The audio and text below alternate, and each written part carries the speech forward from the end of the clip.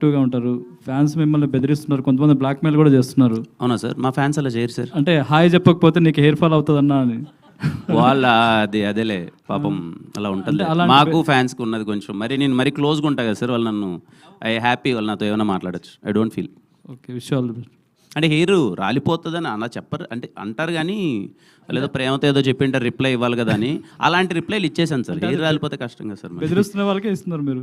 బెదిరిస్తున్న వాళ్ళకి కానీ అలాని ఇంకా ఇవ్వడం ఆపనలేండి సార్. ఇస్తూ ఉంటాను అప్పుడప్పుడు. బట్ అలా అనడం తప్పు వాళ్ళు కూడా. కిరణ్ గారు హాయ్ అన్న. ట్రైలర్ చాలా బాగుంది. Thank you bro. అండ్ కొత్తగా ఉన్న చూపించారు అండ్ మీది కూడా స్టేట్స్ చాలా డిఫరెంట్గా ఉన్నాయి. అండ్ మ్యాగీ గారి క్యారెక్టర్ చూసుకుంటే రీసెంట్గా ఒక మూవీ వచ్చింది ఎంటర్ ద డ్రాగన్ అని.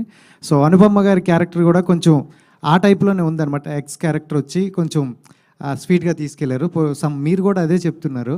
సో అంటే కొత్తగా అనిపించట్లేదు కదా? సో అంటే ఆ సినిమా కన్నా మన సినిమా 1.5 year ముందు స్టార్ట్ చేసాం.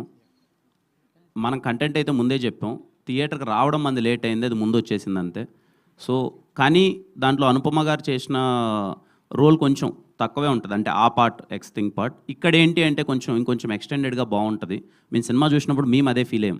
అరే మళ్ళీ ఎక్స్ వచ్చింది, తను కాలేజ్ టీచర్గా వచ్చింది, తిను కాలేజ్ టీచర్గా వచ్చింది, ఏమన్నా సింక్ అవుతుందని. బట్ మేము పర్సనల్గా ఏమనుకున్నామంటే అరే మనం 2 years ముందు రాసాం, లైక్ దిస్ కంటెంట్ మేము ముందే తీసేసాం కూడా. మేము రావడం కొంచెం లేట్ అయింది. బట్ మీకు సినిమాలో అదేం కంపారిజన్ రాదండి. మనం వెళ్ళే మూడ్ కానీ మన సినిమా ఇంటెన్సిటీ కానీ వేరే ఉంటుంది. అండ్ February 14th అనుకున్నారు, అది కూడా అంటే ఎగ్జామ్స్ గట్రా అది లేవు, కొంచెం ఫేవర్గా ఉంది. బట్ March 14th వెళ్ళారు, ఎగ్జామ్స్ టైము ఇబ్బంది అనిపిస్తుందా? అది కొంచెం అయితే ఆ డిస్కషన్ అయితే నడుస్తుంది. స్టూడెంట్స్ అందరికీ ఎగ్జామ్స్ ఉన్నాయి కదా అని. బట్ ఐఎమ్ షూర్ వాళ్ళు ఎగ్జామ్స్ అయిపోయిన తర్వాత దిల్రుబా సినిమాకి వస్తారు. కొంతమంది నాలాంటి వాళ్ళు ఎగ్జామ్ కన్నా ఒక 4-5 రోజుల ముందు సినిమా పడితే రిఫ్రెష్మెంట్ కోసం వెళ్తారు. చదివి బుర్ర పాడైపోద్ది కదా సార్. మధ్యలో 2.5 గంటల సినిమా చూసుకొని వస్తే రిఫ్రెష్మెంట్ అని. సో అలాంటి వాళ్ళకి దిల్రుబా సినిమా ఖచ్చితంగా పనికొస్తుంది. కిరణ్ గారు హాయ్ అండి. Yes, this is Sharath from Telugu. And 2019లో కెరీర్ స్టార్ట్ చేశారు అండ్ ఇప్పుడు this is 10th movie Dilruba I think. So how is this journey? Very beautiful journey.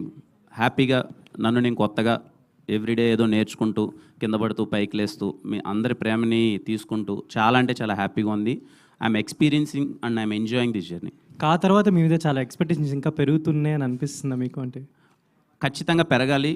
మీరు ఊహించిన దానికన్నా నేను మరింత గొప్ప సినిమాలు ఖచ్చితంగా చేస్తాను. నేను చాలా సందర్భాల్లో చెప్పాను, తర్వాత నుంచి సైన్ చేసే every project of mind it is going to be the best. నేను కాంప్రమైజ్ అవ్వను.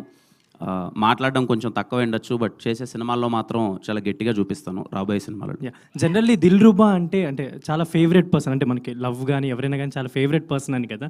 సో అలాంటి ఫేవరెట్ పర్సన్ మన లైఫ్లోకి కానీ మన లవ్గా కానీ వస్తే కూడా మనలో చాలా చేంజెస్ వస్తాయి. సో అలా మీ లైఫ్లో ఏమైనా చేంజెస్ ఏమైనా గమనించారా? తను అంటే ఖచ్చితంగా చేంజెస్ ఉంటాయి. సో ఖచ్చితంగా ఉంటాయి, చేంజెస్ ఉంటాయి. కిరణ్ గారు, hello sir. Kiran garu hi bro. Hi. So first of all congratulations, trailer చాలా బాగుంది. Thank you so much. So అందరూ సినిమా గురించి అడుగుతున్నారు అవుట్ ఆఫ్ ద బాక్స్. నాకు తెలుసు మీరు అడుగుతారని నాకు తెలుసు. మీరు కూడా వీలైతే సినిమా గురించి అడగండి, ఐ ఫీల్ హ్యాపీ. ఇదే సినిమా గురించే, ఇది కాంట్రవర్సీ ఏం కాదు. అంటే రిలీజ్ ట్రెండ్ నడుస్తుంది అండ్ సీతమ్మవాట్లే సినిమాల జట్టు కూడా రిలీజ్ అవుతుంది. అంటే ప్రతి మిడిల్